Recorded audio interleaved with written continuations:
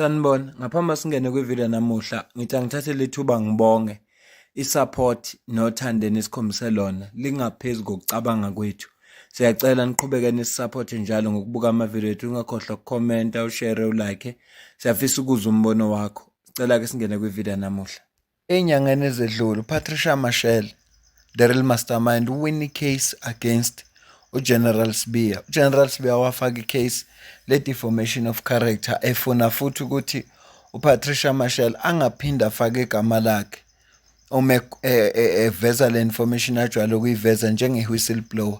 Kodwa-ke inkantolo yasichitha leso sicelo sika-General Sibiya. Kule zinto ayikhuluma ngazo uPatricia Mashel wayikhuluma ngokuba involve kuka-General Sibiya odabeni likaSenzo Meyiwa, nanokuthi kukhona izinto azenza noma aziphambanisa. And kuna something interesting, very very interesting.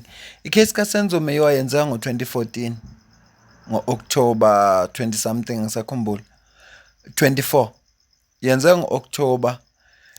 Kodwa abasolwa kwakhona abantu ababoshwa baphinde baphuma, kodwa abasolwa laba abaphambi kwenkantolo manje bazoboshwa ngo-2020 emveni kokuba sekuvele uConstable Zungu othi wayenabo labasolwa yena eFosloras ehostel, noma sebebuya noma engazi ukuthi babuyaphi, kodwa wayenabo. Uyena-ke umuntu owabalinka bonke labasolwa abuyi-5.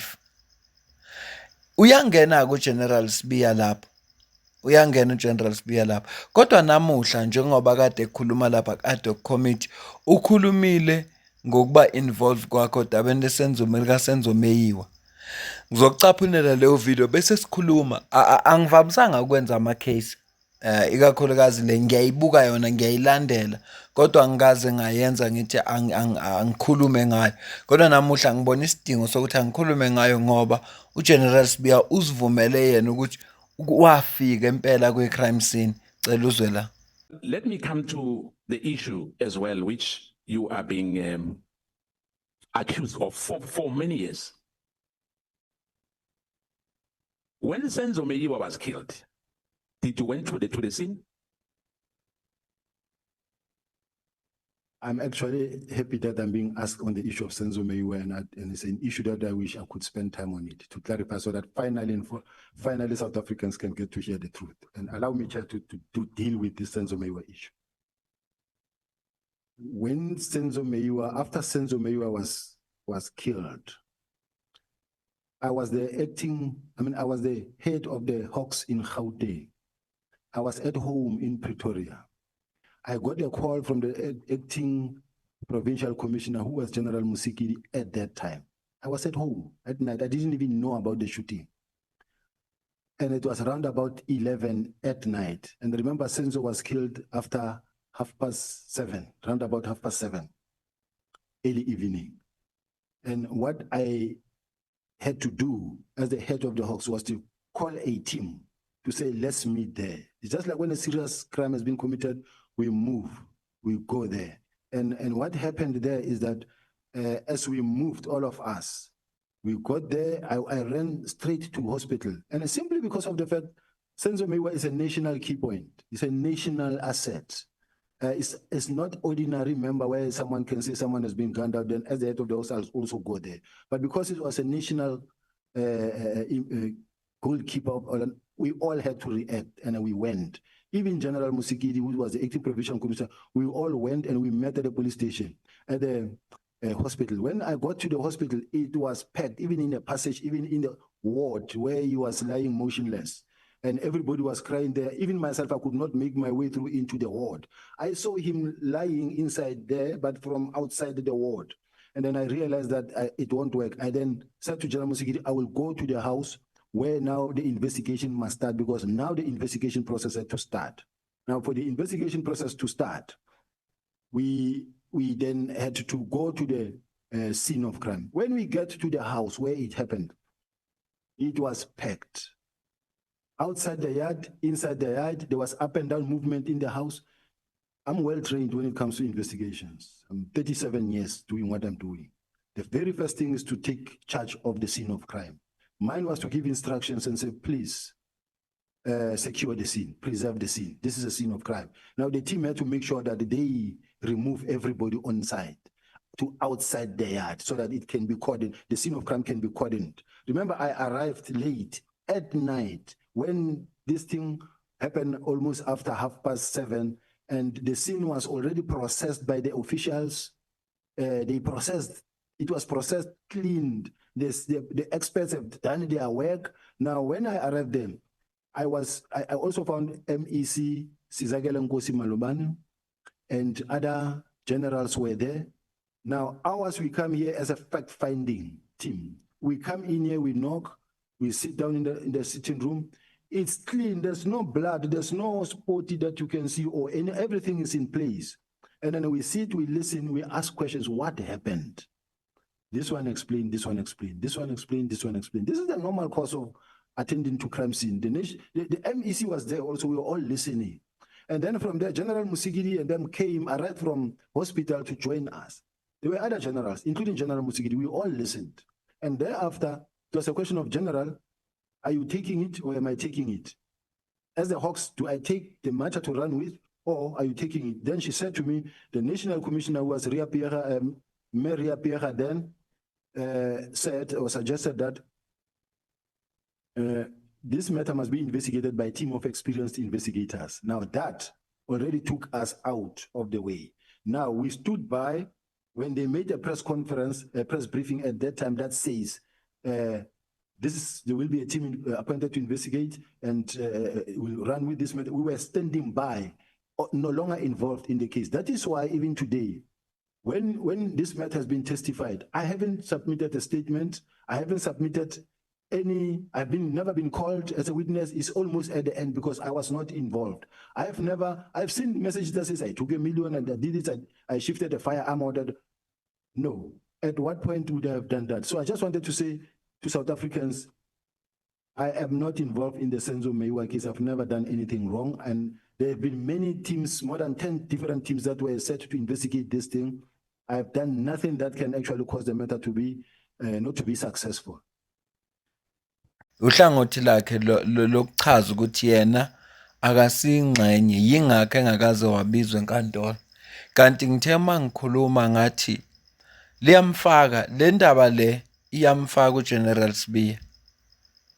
And ngaphandle kwakhe ngaba basolwa laba abaphambi kwenkantolo ngababekho.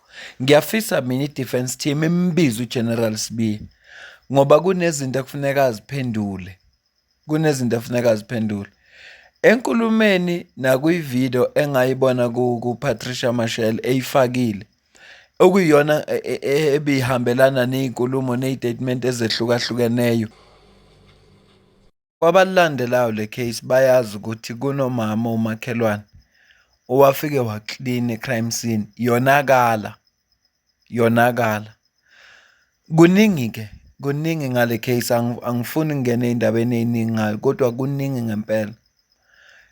Kangangokuba lo mama akaze abe necase njoba bebuza ukuthi why angachajwanga lo mama, why angachajwanga. So kukhona, khumbula ukuthi kwiSenzo Meyiwa trial kukhona abantu nje abafana nami abangamamember omphakathi kodwa abakholelwa ekuthenini labasolwa abasenkantolo abenze lutho kodwa kuvikelwa abantu abathize. Bese kuba khona abantu abathi labasolwa abasenkantolo bona abantu abaright ofuna babe senkantolo. Futhi ngendlela okuqondaniswe ngayo kuqondanisiwe ngoba kuthathwe vele abantu abanamacala except for accused number 2 no accused number 4. Isizathu esenza ukuthi ngisho njalo, u-accused number 1 wayoboshela icala lama-drugs from lapho yajika inkulumo yabangeSenzo Meyiwa, accused number 1.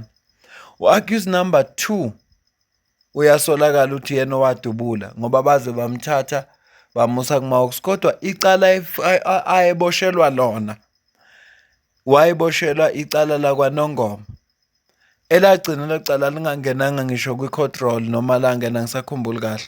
Icala ayeboshelwa lona ileli lakwaNongoma kodwa khona lapho base decide ukuthi akuyoseshwa kuyocheck ihood. U-accused number 3 uMncube vele unecala lokutholakala nesibhamu. Leso sibhamu esekuthiwa yiso lesi sabulala uSenzo Meyiwa, kodwa inkulumo ziyaphambana ngoba ababesendlini bathi isibhamu esadubula isibhamu esinesondo, kodwa yena sakhe yi-9mm, angazi noma kuhlukana kanjani isibhamu. U-accused number 4 akutholakala ukuthi wenzani yena. U-accused number 5 umuntu vele onamacala ngoba ubeyinkabi noma uyinkabi. Ugwetshodi likajele vele for amacala okubulala abantu. So uma ubabheka labantu endlela abahlanganiswe ngayo, abantu vele abanamacala wabo. Lawo macala labo enza ukuthi ibafanele indaba yokuthi kuthiwa babulele ngoba vele kubo kunamacala athinta ukubulala. Angazi noma niyayizwa nalento engiyichazayo. Angihlazilwa nicala likaSenzo Meyiwa, kodwa ngikhuluma ngokuthi uyangena uGeneral Sibiya kulolu daba. Ngithe mangiqala ngathi laba solo abaphambi kwenkantolo bavela ngenxa kaConstable Zungu. Ngesikhathi etestify enkantolo wakhuluma kanje. You say that present at that meeting with Lishabane was also General Sibiya present, correct? Yes. And you state that at the time General Sibiya was the head of Hawks in Gauteng, correct? I was informed by the general that he was the head of the Hawks. Now, if I inform you that at the time of this meeting, that is in 2019, General Sibiya was fired from, at the time he was already fired from the SAPS. He was only reinstated in 2020. I heard that thereafter. So in essence, at the time of this meeting, Sibiya, who's also interested in this matter, was a civilian. He was not an officer of SAPS, correct? Yes. And you state that him, Sibiya, told you that the information that you had relayed to the police was correct and accurate, correct? Yes. Now, as a civilian, how will you have known that information is correct? I wouldn't know as to how he got to know, but what I knew at the time was that he was a police officer. Ingakho mayiqala le video ngithe le daba likaSenzo Meyiwa liyamfaka uGeneral Sibiya, futhi kakhulukazi labasolo abasenkantolo. Athi ngikuphi context kancane. UConstable Zungu uthi waya njengoba kuthiwa kukhona Major General Lushaba lapho, Lushaba noma Lushaba, wafike wathi kuyo une-information ngabantu ababulala uSenzo Meyiwa. Kodwa uGeneral Lushaba nalo munye wayekhona, ngisazi ukuthi ubani, noma uMakhuba ngisakhumbula, kodwa bathi bona le information ayizanayo lo ayilona iqiniso, ayikho.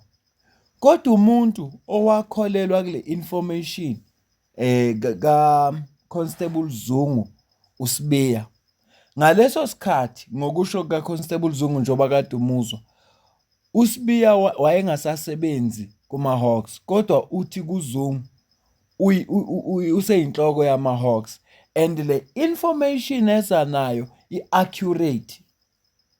Umbuzo njengoba ubuzwa u-advocate uRamsipile embuza ukuthi manje njengoba beyangaselona iphoyisa waze kanjani le information accurate? Uthi yena akazi. Kodwa ukube uGeneral Sibiya azangathi le information accurate aqale inakwe, ngabe labasolo abaphambi kwenkantolo abekho phambi kwenkantolo namuhla. So whether uyathanda or akathandi, kodwa udaba loSenzo Meyiwa liyohlezi limfaka.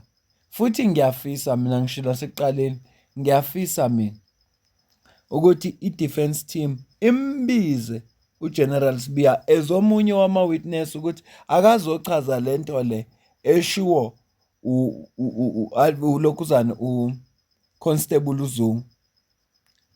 Achaze kabanzi ukuba involve kwakhe ukuthi engasasebenzi ngesikhathi ayisemisiwe njengoba kuthiwa wabuyisela emsebenzini ngo-2020, kodwa ngo-2019 umukela nansi information evela noZungu, kodwa abantu okuyibona abaphethe icase bathi le information ayikho ukuthi yena wayeyimukela ngaliphi wayazi kanjani ukuthi accurate ngoba okokuqala uzwele wena la esho ukuthi lapha bafika kwi-crime scene sekonakele manje information le yena useyazi kanjani ukuthi accurate ngoba i-crime scene wathola vele seyiphazamisekile and uthe yena abakaze ba-investigate ngoba bona bahlehla ezama-Hawks bahlehla wayeseyazi kanjani le information ukuthi accurate nakumbuzo ofuna ubuzo ukuthi siyezwa la kuthiwa wena wathi wawusuyazi kanjani le information ukuthi accurate yini le wena oyaziyo thina esingayazi wena mbuzo efuneka abuze wona akwazi ukuphendula angiyibambe le video kodwa nje bengithi asikhulume ngalolu daba ngoba namhlanje u-admithile uGeneral Sibiya ngokuthi impela wafika emzini wakwaKhumalo lapha eFosturus la kwadutshulwa okwadubuleka khona uSenzo Meyiwa washona asazi bani wamdubula ngeke ngize ngiqamba amanga ziningi izinto engase ngizikhulume ngale case kodwa nje isikhathi asingivumeli futhi angiyena umuntu oyihlaziyayo so angifuni ukungena kuleyo mkhakha bakhona abantu abayihlaziyayo bangakhuluma kabanzi ngalolu daba kodwa nje bengithi angidlule kulolu daba mina nawe sidibane kwivideo elandelayo ngiyabonga kakhulu ngakhohlwa ukusubscribe ushare ulike ucomment